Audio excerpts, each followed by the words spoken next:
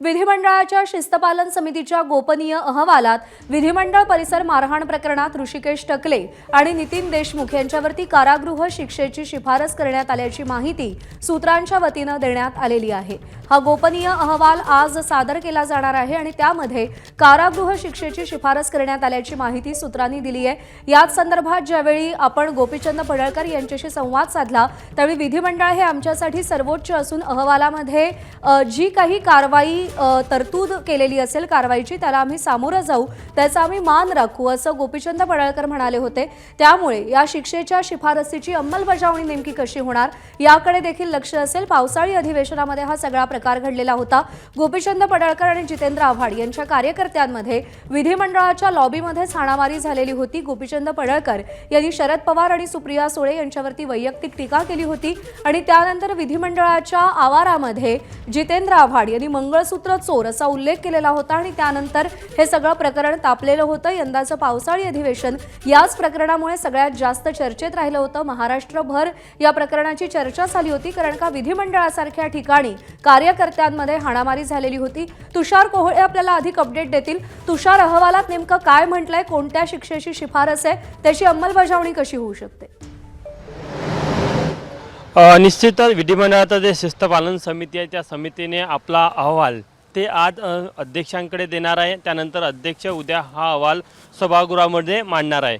मात्र या अहवालामध्ये जी गोपनीय माहिती आहे जी आपल्याला सूत्रांकडून मिळाली आहे त्यामध्ये या संपूर्ण मारहाण प्रकरणातील जे दोन मुख्य आरोपी होते म्हणजे नितीन देशमुख हे जे जितेंद्र आव्हाड यांचे कार्यकर्ते होते आणि दुसरे ऋषिकेश टकले, या दोघांना प्रत्यक्षदर्शी दोषी आढळण्यात आलेला आहे। त्यांच्यावर फौजदारी कायद्याअंतर्गत गुन्हा दाखल करून त्यांच्यावर कारागृहात पाठवण्याची शिफारस या अहवालामध्ये करण्यात आलेली आहे। सोबतच ज्या सुरक्षेमध्ये ज्या सुरक्षारक्षकांनी कसूर केलेला आहे, दुर्लक्ष केलेलं आहे, त्यांच्यावर देखील कार्यालयीन कारवाई करण्याची शिफारस यामध्ये करण्यात आली आहे। पण अत्यंत महत्त्वाची बाबमध्ये ऋषिकेश टकले आणि नितीन देशमुख या दोघांना या अहवालामध्ये दोषी मानण्यात आलं आणि त्यांच्यावर कारागृहामध्ये पाठवण्याची त्यांच्यावर शिक्षा कारागृह शिक्षा देण्याची शिफारस या अहवालामध्ये करण्यात आलेली आहे। त्यामुळे उद्या जेव्हा हा अहवाल टेबल केला जाईल त्यानंतर या अहवालातनं आणखी काय काय शिफारसी केल्या त्या स्पष्ट होणार आहे। मात्र निश्चितच नितीन देशमुख आणि ऋषिकेश टकले यांच्या अडचणी वाढण्याची शक्यता आहे।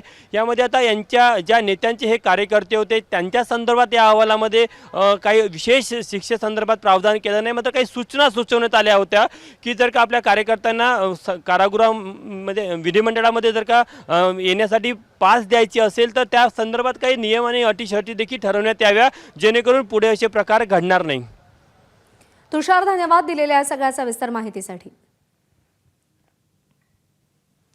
पडळकर आणि आव्हाडांच्या कार्यकर्त्यांच्या हाणामारीवरती आता हा अहवाल सादर करण्यात आलेला आहे। शिस्तपालन समितीच्या गोपनीय अहवालातील माहिती एबीपी माझाच्या हाती लागली आहे। ऋषिकेश टकले आणि नितीन देशमुखांना तुरुंगवासाच्या शिक्षेची शिफारस करण्यात आलेली आहे। विधिमंडळ परिसरामध्ये या दोन कार्यकर्त्यांमध्ये हाणामारी झाली होती। गोपीचंद पडळकर आणि जितेंद्र आव्हाड यांचे कार्यकर्ते आपसात भिडले होते। पावसाळी अधिवेशनादरम्यान हा सगळा प्रकार घडलेला होता। ऋषिकेश टकले आणि नितीन देशमुखांना तुरुंगवासाची शिफारस करण्यात आल्याची माहिती सूत्रांच्या वतीने दिली गेली आहे। यात सगळ्या संदर्भात गोपीचंद पडळकर यांच्याशी काही वेळापूर्वी आपण संवाद साधला आणि त्यावेळी त्यांनीही हेच सांगितलं की विधिमंडळ आमच्यासाठी सर्वोच्च आहे आणि विधिमंडळाकडून ज्या कोणत्या कारवाईची तरतूद होईल त्याला आम्ही सामोरं जाऊ असं त्यांनी म्हटलेलं आहे। दरम्यान असा कोणताही प्रकार घडणार नाही याची ग्वाही आपण या आधीच विधिमंडळात दिलेली आहे असं देखील गोपीचंद पडळकर म्हणाले। शिस्तपालन समितीचा गोपनीय अहवाल आज सादर केला जाणार आहे आणि त्यामध्ये या दोनही कार्यकर्त्यांना तुरुंगवासाच्या शिक्षेची तरतूद करण्यात आलेली आहे। विधिमंडळासारखा परिसर जो अत्यंत महत्त्वाचा, तेवढाच संवेदनशील आणि तेवढाच अत्यंत पवित्र असा मानला जातो, पण त्याच परिसरामध्ये अशा पद्धतीने राजकीय नेत्यांच्या कार्यकर्त्यांमध्ये हाणामारी झाल्यानं अत्यंत निंदनीय अशी घटना घडलेली होती आणि त्या सगळ्या संदर्भात आता त्याचे पडसाद हिवाळी अधिवेशनामध्ये उमटताना आपण पाहतोय।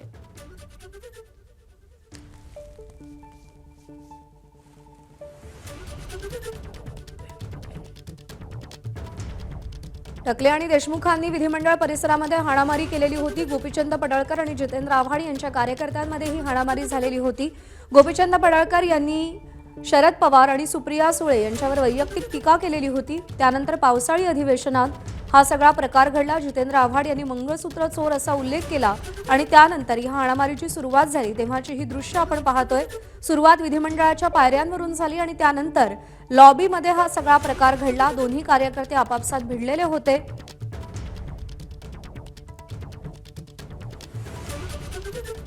आणि याचाच आता शिस्तपालन समितीचा गोपनीय अहवाल आज सादर केला जाणार आहे. आणि जो प्रकार घडला, जी हाणामारी झाली, त्यामध्ये ज्या दोघांवरती आरोप आहेत त्या दोघांना तुरुंगवासाच्या शिक्षेची शिफारस करण्यात आलेली आहे असं सूत्रांच्या वतीनं कळतंय. एबीपी माझाच्या हाती या अहवालातली माहिती लागलेली आहे. सूत्रांच्या वतीनं ही माहिती मिळतीये. या दोघांनाही तुरुंगवासाच्या शिक्षेची तरतूद करण्यात आली आहे. दरम्यान विधिमंडळ आपल्यासाठी सर्वोच्च असून ज्या कोणत्या कारवाईची तरतूद केली जाईल त्याला आम्ही सामोरं जाऊ असं गोपीचंद पडळकर यांनी आज सकाळीच एबीपी माझाशी बोलताना सांगितलेलं होतं.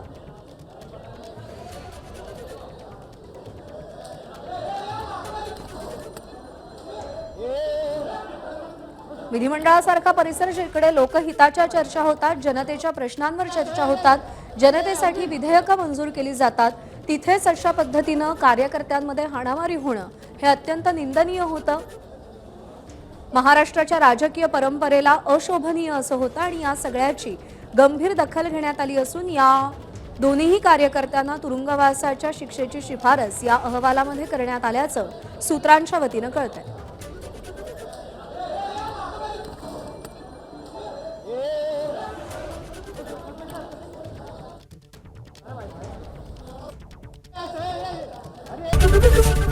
एबीपी माझा, उघडा डोळे बघा नीट.